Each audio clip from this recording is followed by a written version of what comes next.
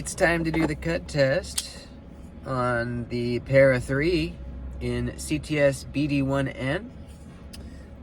Never tried this stuff before, so I'll be very curious to see how it does. Now this does have a special edge on it, done by Lacey, and it is very sharp, especially after I stropped it up real nice.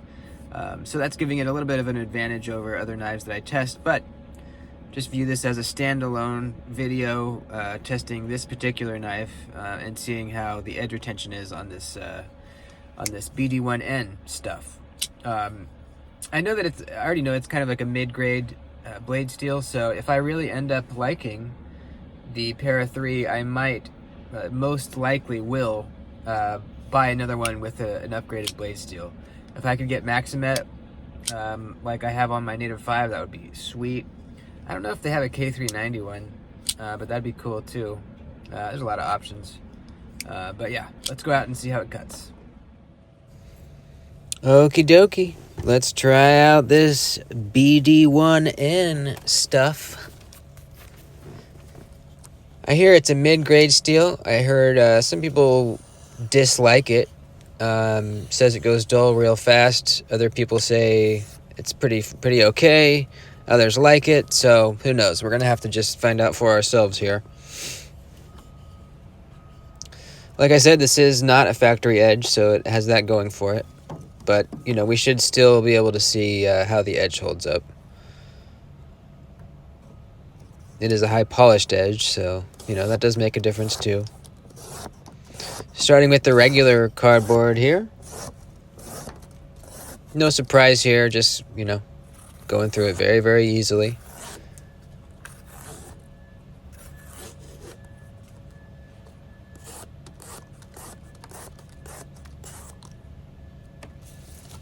Feels good in the hand. Almost feels a little strange. It feels like I'm holding, I don't know, it feels like my hands got bigger and I'm actually holding my PM2. On the double thickness cardboard, did very well. Very well.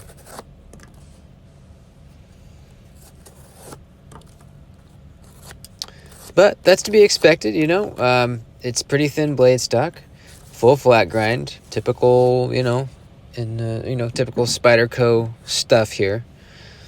Utility cutting. It's got a pretty low tip.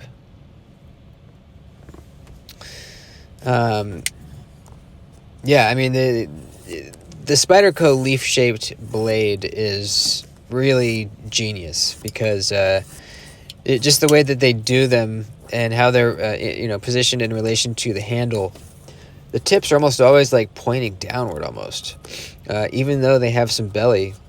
They're so good for cutting. You know, I've always said, you know, and everyone always says, Spydercos are very, you know, purpose-driven designs, meaning that aesthetics are second, and functionality and cutting performance are first. It's priority. So as you saw there, it did great with the utility cutting. Even utility cutting through that thick cardboard did quite well. Let's do some leather cutting on this old glove here,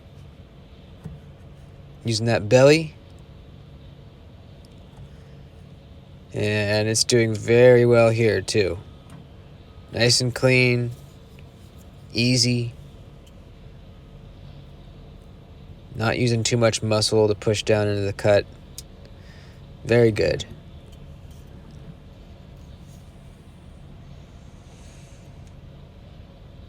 How about some thick rubber tubing? Let's cut it like a zucchini first. Wow, pretty good. For the next cut, let's pierce the tip in there and try cutting that way. Tip went in relatively easily.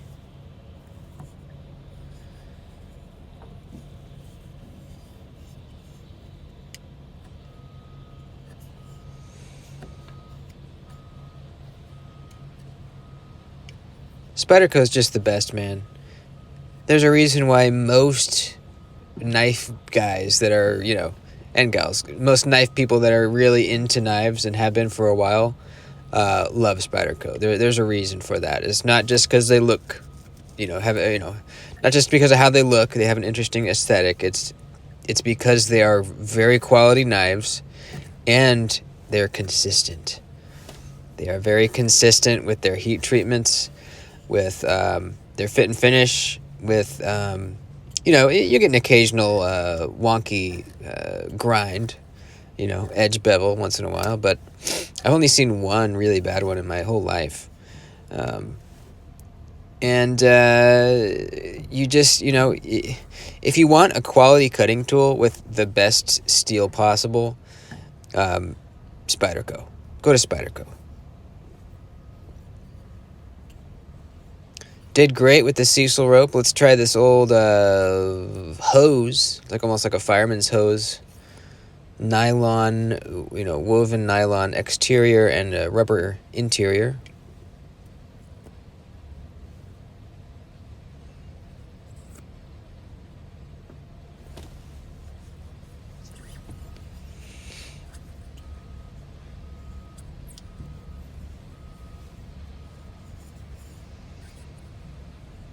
I'm starting to think this probably is a better EDC knife than the PM2.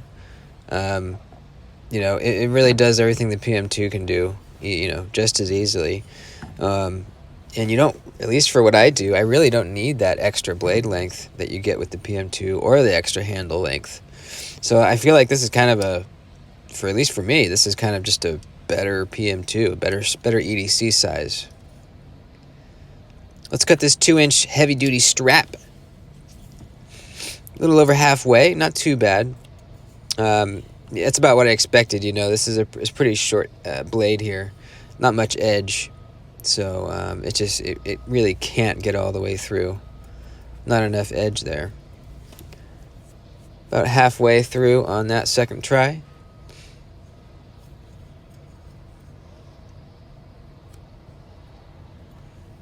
And we'll do one more. Always got to do 3.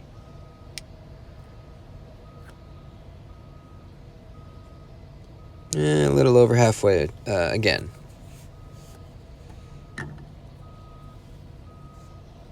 Cool. What's next?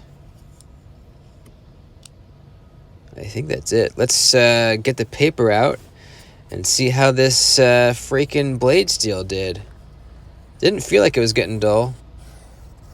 Wow. Okay. Definitely not as sharp. It feels like a rougher cut. And there's a few spots that kind of almost catch for a second, but then it keeps cutting. So, wow.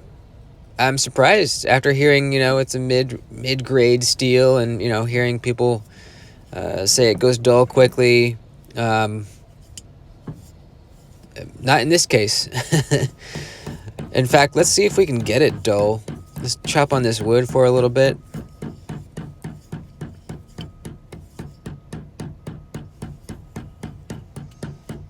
And, take it with a grain of salt because of the aftermarket edge that's been put on this knife. But, still pretty impressive.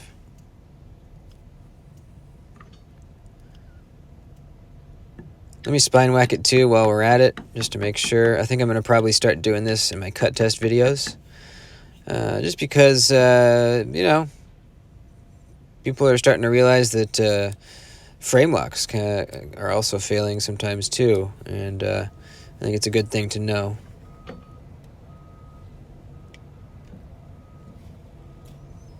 I might do a video on that because definitely have some viewpoints that I'd like to share with y'all. Let's cut up some more of this strap. I just want to see if I can get it to where it won't cut paper anymore. This stuff is pretty abrasive, tough on the edge. So let's cut a couple of these and then try the paper again.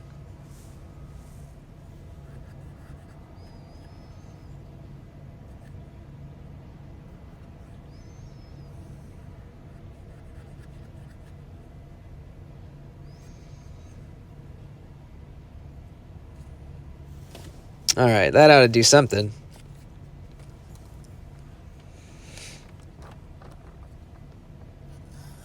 Woo! Nope. I don't even really notice that it's any duller. Awesome. Yeah, this stuff's pretty good, man. Pretty freaking good. You know, I won't say for absolutely sure that I like this steel until, you know, I've carried the knife for a couple weeks, but I mean, judging from this quick little test, that's not too shabby. Let's give it a quick little strop and see if we can get it back to, you know, where it was before we started the test. This stuff should strop really easily, too.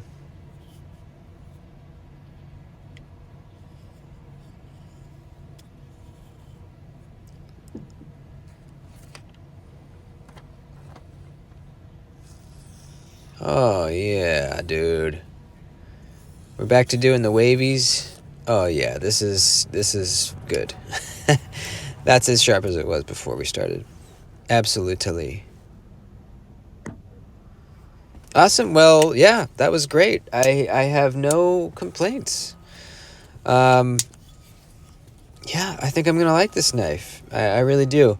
You know, if I end up really loving it, like I said before, I might upgrade to, you know, some Maximed or something like that with a satin blade. But man, I'm definitely impressed with this BD1N. Definitely impressed with it. So there you go. Please like the video before you leave, folks. I'd appreciate it. Make sure you subscribe too. And I'll see you in the next one. Alrighty.